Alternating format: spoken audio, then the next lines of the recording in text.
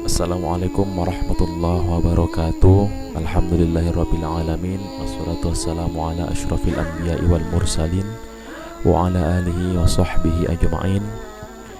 Kembali lagi kita bertemu di pertemuan yang selanjutnya di kelas 12, yang pada pertemuan lalu kita bahas materi kita iman kepada hari akhir atau iman kepada hari kiamat, yaitu pembahasan mulai dari pengertiannya, kemudian nama-nama hari kiamat, kemudian alur kehidupan manusia di dunia ini hingga di alam setelah dunia, yaitu alam akhirat. Kemudian kita bahas juga kalau orang-orang yang baik di dunia mengerjakan amal soleh akan dibalas dengan surga, dan orang-orang yang kafir, musyrik, orang-orang yang zalim, yang munafik dibalas dengan balasan neraka. Dan pada pertemuan kali ini kita akan melanjutkan pembahasan kita, yaitu pembahasan tentang neraka, dan nanti sekaligus kita akhiri pertemuan kita dengan hikmah beriman kepada hari kiamat atau hari akhir.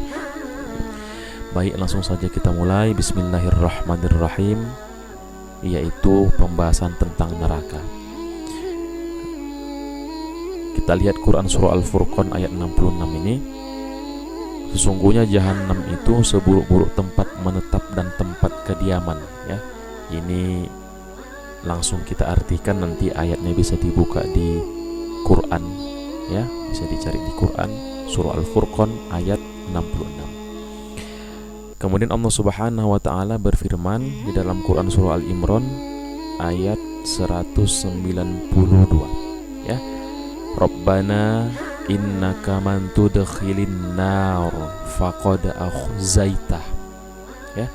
Ya Tuhan kami, sesungguhnya barang siapa yang Engkau masukkan ke dalam neraka, faqad akhzaitah, maka sesungguhnya dia itu telah Engkau hinakan. Wa malil zalimina min ansar, dan tidak ada bagi orang-orang zalim seorang penolong pun. Ini Quran surah Al-Imran ayat 192. Ayatnya telah kita bacakan, nanti juga bisa dilihat di Quran untuk lebih jelas mengenai ayatnya. Jadi orang-orang yang dimasukkan ke dalam neraka adalah orang-orang yang dihinakan oleh Allah Subhanahu wa taala. Dan orang-orang yang zalim itu tidak ada seorang pun yang akan menolong dia, tidak akan bisa ditolong. Jadi Nabi Muhammad SAW tidak bisa juga menolong orang-orang yang zalim, ya. Makanya kalau kita beriman di dunia, kita harus pertahankan iman kita, pertahankan Islam kita, pertahankan amal soleh kita, agar kelak ketika kita nanti di hari akhir nanti bisa mengharapkan syafaat dari Nabi Muhammad SAW. Kemudian neraka ini, apa pengertian neraka? Neraka adalah tempat pembalasan yang paling berat, ya. Tempat balasan yang paling berat bagi orang yang ingkar terhadap Allah, yang durhaka terhadap Allah, dan suka berbuat maksiat kepada Allah Subhanahu wa taala. Tentunya lah orang-orang seperti ini merupakan orang-orang yang melanggar aturan Allah Subhanahu wa taala. Kemudian selanjutnya tingkatan neraka bisa dilihat di dalam Quran, ya. Ada beberapa tingkatan neraka, ya, beserta dengan nama-nama neraka. Nanti bisa dilihat di Qurannya. Ini yang pertama ada namanya neraka jahanam, ya. Jahanam sering kita lihat di dalam Al-Quran. Ketika Allah menyebutkan jahanam, banyak kalimat-kalimat, ya, penyebutan jahanam, artinya neraka jahanam di dalam Al-Quran. Salah satunya ini Quran surah An-Naba 21 dan ayat 22. Inna jahannama kanat mirsada lit-taghina ma'aba, ya. Kemudian ada di sini neraka jahim, ya. Bisa dilihat di dalam Quran surah An-Nazi'at ayat yang ke-36. Nah, ini dia. Kemudian ada namanya neraka sa'ir, ya. Nah, bisa dilihat di dalam Quran surah Asy-Syura ayat 7. Kemudian neraka Saqar, ya, Quran surah Al-Muddathir ayat 27 dan 28. Al-Hutamah, ya, Quran surah Al-Humazah ayat 4. Kemudian Al-Hawiyah, Quran surah Al-Qari'ah ayat 8 dan 11. Nanti bisa dicek ayatnya satu persatu di dalam Al-Quran. Inilah yang Allah sebutkan nama-nama neraka ya, beserta keterangan bisa kita lihat di dalam tafsirnya. Kemudian selanjutnya penamaan neraka ya. Jadi nama lain dari neraka ini di dalam Al-Quran ada namanya naur ya, an-naur. Kalau surga kemarin jannah ya, al-jannah, al-jannatu gitu ya, surga. Ini neraka an-naru ya, neraka. Atau secara bahasa ialah nar itu artinya secara bahasa bisa neraka atau al-lahab, kobaran api ya. Makanya ada tabbat syada abi lahabiu wa tab ya. Namanya lahab, kobaran api yang panas. Kalau namanya api, pastinya sifat api itu membakar ya. Sifat api itu membakar, panas. Jadi nggak ada api yang dingin. Jadi secara istilah maknanya adalah suatu tempat yang telah disiapkan oleh Allah Subhanahu wa ta'ala bagi orang-orang yang mendurhakainya. Jadi kunci masuk surga itu hanya dua.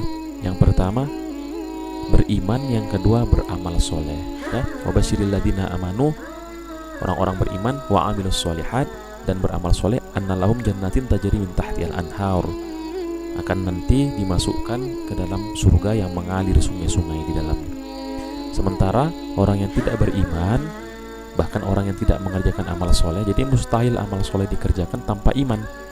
Jadi ada orang yang berbuat baik di dunia, kalau dia tidak beriman kepada Allah Subhanahu wa ta'ala, maka balasannya tetap di akhirat nanti adalah neraka, karena tidak cukup syarat-syaratnya. Kemudian Allah Subhanahu wa ta'ala berfirman dalam Quran surah Al-Ahzab ayat 64, sesungguhnya Allah melaknat orang-orang kafir ya, orang-orang yang menolak agama Islam, dan menyediakan bagi mereka api yang menyala-nyala. Maksud api yang menyala-nyala ini adalah neraka. Itu dia. Oke, baik, kita lihat penjelasan tentang neraka. Yang pertama ada namanya neraka hawiyah ya, neraka hawiyah. Ini diperuntukkan untuk orang-orang yang munafik ya. Kemudian untuk orang-orang yang kafir berada di dasar neraka. Ini neraka hawiyah. Kemudian ada namanya neraka jahim ya. Ini untuk orang-orang yang memperturutkan hawa nafsunya, yaitu hawa nafsu hewannya dan syaitonnya. Ya. Jadi nafsu itu merupakan nafsu syahwat ya. Kemudian nafsu akal dan perut seperti korupsi, mencuri, narkoba, itu nafsu akal ya. Nafsu perut. Kalau nafsu syahwat itu LGBT dan lain sebagainya. Kemudian bagi orang-orang yang suka melampaui batas, artinya kejahatannya terus-terusan dilakukan tanpa ada rasa penyesalan. Jadi melampaui batas karena udah habis batasnya, sehingga dia melakukan kesalahan itu seperti biasa saja. Ini tempatnya nanti akan dimasukkan ke dalam neraka jahim.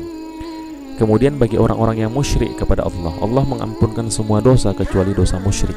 Musyrik itu apa? Musyrik itu adalah syirik, syarokah, mensekutukan Allah. Seperti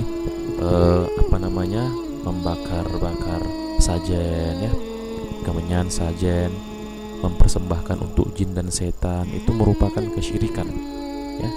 Mempercayai sebuah patung, bahwasanya patung itu dapat menjadikan dia seperti ini, jimat-jimat dan lain sebagainya, itu adalah orang-orang yang syirik, tempatnya di neraka jahim.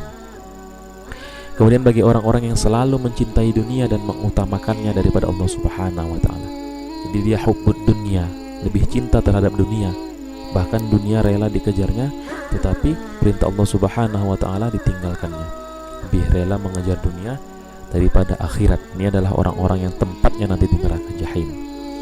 Kemudian neraka sakor, jelaskan di dalam Quran, neraka sakor itu bagi orang-orang yang bakhil, yang celit kepada fakir miskin ya, yang tidak mau berbagi padahal dia mempunyai harta, mempunyai sesuatu yang dapat dibagikan, namun dia enggan untuk berbagi. Kemudian yang kedua bagi orang-orang yang tidak pernah melakukan sholat. Jadi ada nanti di akhirat nanti, apa yang menyebabkan kamu masuk ke dalam neraka sakor, kata Allah. Maka mereka menjawab, kami dulu waktu di dunia termasuk orang-orang yang tidak melaksanakan sholat. Kemudian neraka jahanam ya, ini untuk para iblis dan setan ya, neraka yang paling ngeri, jahanam. Ini berkumpul iblis dan setan yang durhaka terhadap Allah Subhanahu wa ta'ala. Jadi kalau kita masuk ke dalamnya, maka kita termasuk golongan-golongan bersama iblis dan setan. Kemudian bagi para pengikut iblis dan setan, ya, kalau iblis dan setannya aja masuk neraka, maka pengikutnya pun akan dimasukkan oleh Allah Subhanahu wa taala ke dalam neraka. Kemudian bagi orang-orang Majusi, apa orang-orang Majusi? Orang-orang yang menyembah api, ya. Ini juga akan masuk ke dalam neraka jahanam. Kemudian selanjutnya ada namanya neraka Hutamah. Untuk siapa ini? Untuk orang-orang yang suka mengadu domba orang lain, ya. Mengadu domba orang lain. Kemudian ada namanya neraka Syair, ya. Ini untuk orang-orang Yahudi. Neraka Syair ini untuk orang-orang Yahudi. Kemudian orang-orang yang Nasrani, ya, orang-orang yang bukan Islam tentunya. Kemudian bagi orang-orang yang suka membohongi ayat-ayat Allah Subhanahu wa taala. Jadi udah jelas di dalam Al-Quran, namun dia seolah-olah mengatakan itu adalah ayat-ayat dusta. Ini adalah orang-orang yang akan dimasukkan ke dalam neraka Sa'ir. Kemudian ada namanya neraka Wa'il, ya, itu neraka Laza, yaitu orang-orang yang melalaikan atau meninggalkan sholat, ya, melama-lamakan waktu tanpa ada uzur. Ini juga termasuk orang-orang yang masuk ke dalam neraka Wa'il. Atau bahkan orang-orang yang rugi dalam sholatnya, orang-orang yang lalai itu alladzina hum an sholatihim sahun alladzina hum yura'un. Orang-orang kalau sholat itu ria, ya, ketika dilihat orang sholatnya lebih lama, lebih khusyuk, lebih mantap gerakannya, itu merupakan orang-orang yang akan dimasukkan ke dalam neraka Wa'il. Kemudian bagi umat Islam yang melakukan dosa besar, membunuh, berzina, ya, dan lain sebagainya. Kemudian selanjutnya kita akan bahas pintu neraka, ya, sesuai keterangan Quran dan hadis. Jadi Quran surah Al-Hijr ayat 44, Allah Subhanahu wa taala mengatakan dalam firman-Nya dengan arti Jahannam itu mempunyai 7 pintu, ya. Tiap-tiap pintu telah ditetapkan untuk golongan yang tertentu dari mereka. Jadi pintu-pintu itu sama kayak pintu surga, ada namanya pintu Ar-Rayyan untuk orang-orang yang berpuasa, ya. Ini neraka juga ada pintu-pintu khusus untuk masuk ke dalamnya. Kemudian kedalaman neraka itu bagaimana? Dalam hadis, ya, yang diriwayatkan oleh Abu Hurairah radhiyallahu anhu, ya. Kami bersama Rasulullah SAW, tiba-tiba terdengar suara benda jatuh. Ketika bersama Rasulullah SAW, mereka mendengar suara benda jatuh. Maka Nabi SAW bertanya, tahukah kalian apa itu? Maka kami pun menjawab, kata Abu Hurairah, Allah dan Rasulnya lebih mengetahui, katanya. Rasulullah berkata lagi, itu adalah batu yang dilemparkan ke dalam neraka sejak 70 tahun yang lalu. Batu itu jatuh ke dalam neraka hingga baru mencapai dasarnya tadi. Jadi ketika batu dilemparkan ke dalam neraka sejak 70 tahun yang lalu, maka baru hari itu ketika mereka bertanyalah mencapai dasarnya. Berarti lamanya itu 70 tahun perjalanan. Ketika batu dilemparkan dari atas selama 70 tahun baru nyampe ke dasarnya. Sekarang kita perlu ketahui bahwasanya satu hari di dunia itu berbeda dengan akhirat, ya. Satu hari di dunia berbeda dengan akhirat. Oleh karena itu maka hampir ribuan, ya, puluhan ribu bahkan ratusan ribu tahun kalau kita kalkulasikan ke hari waktu dunia. Begitulah dalamnya neraka. Na'udzubillahi min dzalik. Kemudian bahan bakar neraka itu apa? Ayat Quran surah Al-Baqarah ayat 24. Ya. Peliharalah dirimu dari neraka yang bahan bakarnya manusia dan batu yang disediakan bagi orang-orang yang kafir. Ya. Ini dia fattaqun narul lati waquduhan nas wal hijarah. Peliharalah dirimu dari neraka yang bahan bakarnya manusia dan batu. Ya, wa'iddat lil kafirin, yang disediakan untuk orang-orang kafir. Kemudian Quran surah Al-Anbiya ayat 98. Sesungguhnya kamu dan apa yang kamu sembah selain Allah adalah umpan jahanam. Kamu pasti masuk ke dalamnya, ya.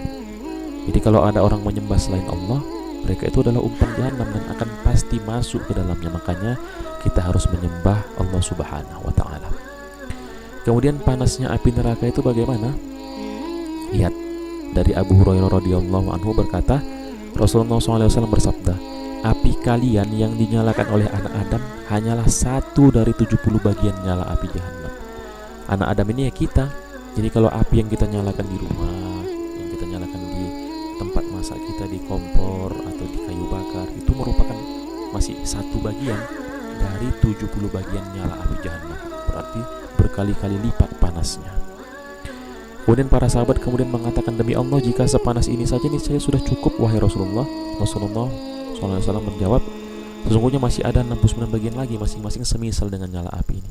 Kalau satu aja panasnya bisa membakar rumah yang besar, bisa membahayakan manusia, bisa membakar hutan yang begitu luas, apalagi 70 bagian masih ada sisa 69 lagi. Nah, beginilah panasnya api neraka. Kemudian makanan penghuni neraka itu apa? Kita lihat Al-Ghasyiyah ayat 6 dan 7. Mereka tidak memperoleh makanan selain dari pohon yang berduri, pohon zakum ya, yang tidak menggemukkan dan tidak menghilangkan lapar. Jadi di neraka itu Allah juga bersifat adil. Yang di surga dikasih makan karena lapar, dikasih minum karena haus. Di neraka juga disediakan Allah makan dan minum. Namun ketika orang kehausan, ketika orang kelaparan, yang dimakannya itu tidak menggemukkannya dan tidak menghilangkan lapar. Sementara yang dimakannya adalah pohon yang berduri. Na'udzubillahi min dzalik. Kemudian Ibnu Katsir membawakan perkataan Ali bin Abi Thalha, ya, Abu Thalha, dari Ibnu Abbas, itu adalah pohon dari neraka. Bahkan Sa'id bin Zubair berkata itu adalah pohon zakum, ya, pepohonan berduri bagi makanan penghuni neraka. Kalau di surga makanannya enak-enak, ya, buah-buahan disediakan yang pastinya tidak sama seperti dunia. Minumannya, ya, ada air yang seperti madu, ya, telaga Rasulullah yang sangat sangat mengenakkan ketika diminum, ya, sangat menyejukkan, menyegarkan, bahkan menghilangkan dahaga. Bahkan di neraka, apa minuman penghuni neraka? Kita lihat di hadapannya ada jahanam dan dia akan diberi minum dengan air nanah. Diminumnya air nanah itu dan hampir dia tidak bisa menelannya, ya, na'udzubillah. Quran surah Ibrahim ayat 16 dan 17. Diberi minuman dengan hamim, ya, air yang mendidih sehingga memotong ususnya. Quran surah Muhammad ayat 47. Kemudian dengan air itu dihancur luluhkan segala apa yang ada dalam perut mereka dan juga kulit mereka. Berarti minuman mereka adalah air nanah dan air yang mendidih. Jadi ketika diminum mereka nggak bisa nelan, ususnya terpotong, bahkan apa yang ada di dalam perut mereka dan juga kulit mereka hancur. Namun balik lagi dan haus lagi, minum lagi, begitu seterusnya. Sampai kapan? Khalidina fiha abada, kekal selamanya di dalam. Ya, ini gambaran siksa neraka. Makanannya duri yang tidak menggemukkan dan mengenyangkan. Minumannya nanah, timah panas dan sebagainya. Pakaiannya kuningan yang panas dan mukanya tertutup api. Ya, na'udzubillah. Kemudian raut wajahnya tertutup debu yang diselubungi kegelapan. Tempat istirahatnya api, selimutnya api. Kemudian sambutan malaikat dengan cara memegang ubun-ubun dan kaki mereka. Jadi disambut pun dengan kasar, tidak diperlakukan dengan baik. Kemudian ada siksa khusus sesuai dengan jenis dosa yang dilakukan. Orang yang narkoba gimana dosanya, orang yang minum tua, memabukan, bagaimana dosanya, yang makan riba, bagaimana dosanya yang berzina dan sebagainya. Kemudian yang selanjutnya, ini udah di penghujung pembahasan kita, fungsi iman kepada hari akhir. Dari pertama pembahasan hingga hari ini, maka kita harus paham apa sih fungsi kita beriman kepada hari akhir. Lihat yang pertama, agar kita yakin bahwa masih ada kehidupan yang jauh lebih abadi daripada dunia dan seisinya. Oleh karena itu, jangan terlena sama dunia.